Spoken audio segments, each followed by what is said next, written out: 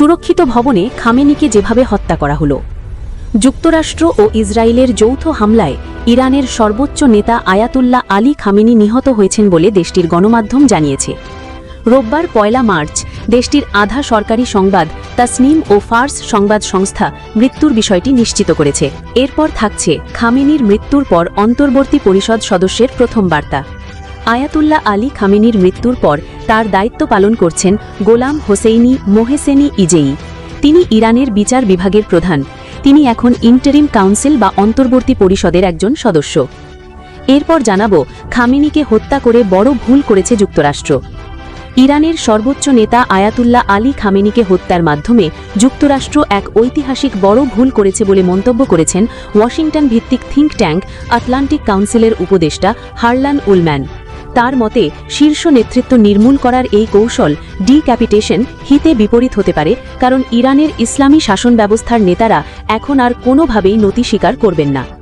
এখন বিস্তারিত। সুরক্ষিত ভবনে খামেনিকে যেভাবে হত্যা করা হলো। যুক্তরাষ্ট্র ও ইসরায়েলের যৌথ হামলায় ইরানের সর্বোচ্চ নেতা আয়াতুল্লাহ আলী খামেনি নিহত হয়েছেন বলে দেশটির গণমাধ্যম জানিয়েছে। রোববার ১ মার্চ দেশটির আধা সরকারি সংবাদ তাসনিম ও ফার্স সংবাদ সংস্থা মৃত্যুর বিষয়টি নিশ্চিত করেছে। ইরানের রাষ্ট্রীয় সংবাদ মাধ্যম IRIB রোববার সকালে জানায় যে ইরানের সর্বোচ্চ নেতা শাহাদাত বরণ করেছেন। এর আগে যুক্তরাষ্ট্র ও ইসরায়েলের হামলার পর খামেনি মারা গেছেন বলে দাবি করেছিলেন মার্কিন প্রেসিডেন্ট ডোনাল্ড ট্রাম্প। দুটি মার্কিন সূত্র ও বিষয়টি সম্পর্কে অবগত একটি সূত্রের বরাতে বার্তা সংস্থা রয়টার্সের প্রতিবেদনে বলা হয়, শনিবার ভোরে ইরানে ইসরায়েল ও যুক্তরাষ্ট্রের যৌথ হামলা চালানোর সময় ইরানের সর্বোচ্চ নেতা শীর্ষ উপদেষ্টাদের সঙ্গে বৈঠক করছিলেন। ইসরায়েলি কর্মকর্তারা জানিয়েছেন হামলায় খামেনি ও তার শীর্ষ সহযোগীরা নিহত হয়েছেন। তাদের মধ্যে ছিলেন সাবেক ন্যাশনাল সিকিউরিটি কাউন্সিল সচিব আলী শামখানি ও ইসলামিক রেভলিউশনারি গার্ড কর্পসের কমান্ডার মোহাম্মদ পাকপোর। ইরানি সূত্র রয়টার্সকে জানিয়েছে হামলার ঠিক আগে শামখানি ও সুপ্রিম ন্যাশনাল সিকিউরিটি কাউন্সিল সচিব আলী লারিজানির সঙ্গে খামেনি একটি সুরক্ষিত স্থানে বৈঠক করছিলেন। শনিবার ইরানের সর্বোচ্চ নেতা আয়াতুল্লাহ আলী খামেনির বাসভবনের স্যাটেলাইট ছবি প্রকাশ করেছিল আল জাজিরা। স্যাটেলাইটে প্রকাশিত ছবিতে দেখা গেছে খামেনির প্রাসাদটি ধসে গেছে, এটির চারপাশ কালো হয়ে গেছে। এতে বোঝা যাচ্ছে সেখানে বড় ধরনের বিস্ফোরণ ঘটানো হয়েছে। তবে হামলার প্রকৃতি, ব্যবহৃত অস্ত্র কিংবা সুনির্দিষ্ট লক্ষ্যবস্তুর বিষয়ে আনুষ্ঠানিকভাবে বিস্তারিত কিছু জানানো হয়নি। এদিকে মার্কিন ইসরায়েলি বিমান হামলায় নিহত হয়েছেন খামেনির মেয়ে, জামাতা ও নাতি। এই ঘটনার আগেই মার্কিন প্রেসিডেন্ট ডোনাল্ড ট্রাম্প তার নিজস্ব সামাজিক সংবাদ মাধ্যম ট্রুথ সোশ্যালে দেওয়া পোস্টে খামেনিকে ইতিহাসের অন্যতম নিকৃষ্ট ব্যক্তি হিসেবে আখ্যায়িত করেছেন। ট্রাম্প ট্রুথ সোশ্যালে লিখেছেন, খামেনি ইতিহাসের অন্যতম দুষ্ট ব্যক্তি মারা গেছেন। এটি শুধু ইরানের জনগণের জন্যই ন্যায়বিচার নয়, বরং সারা বিশ্বের বিভিন্ন দেশের সেই মহান আমেরিকানদের জন্য ন্যায়বিচার যারা খামেনি ও তার রক্তপিপাসু সন্ত্রাস দলের হাতে নিহত বা ক্ষতবিক্ষত হয়েছেন। তিনি আমাদের গোয়েন্দা ও অত্যাধুনিক ট্র্যাকিং সিস্টেমের নজর এড়াতে পারেননি এবং ইসরায়েলের সঙ্গে ঘনিষ্ঠভাবে কাজ করে আমরা নিশ্চিত করেছি যে তিনি বা তার সঙ্গে নিহত অন্য নেতারা কিছুই করতে পারেননি। ট্রাম্প আরও লিখেছেন, এটি ইরানের জনগণের জন্য নিজেদের দেশ পুনরুদ্ধারের সবচেয়ে বড় সুযোগ। আমরা শুনছি যে তাদের IRGC, সামরিক এবং অন্যান্য নিরাপত্তা ও পুলিশ বাহিনীর অনেকেই আর যুদ্ধ করতে চান না এবং আমেরিকার কাছে দায় মুক্তি প্রার্থনা করছেন। তিনি যোগ করেছেন, যেমন আমি গতরাতে বলেছি, এখন তারা নিরাপত্তা পেতে পারে, পরে তারা শুধু মৃত্যুই পাবে। আশা করা যায় IRGC ও পুলিশ শান্তিপূর্ণভাবে ইরানি দেশপ্রেমিকদের সঙ্গে একভূত হবে এবং একসঙ্গে কাজ করে দেশকে তার প্রাপ্য মহত্বে ফিরিয়ে আনবে।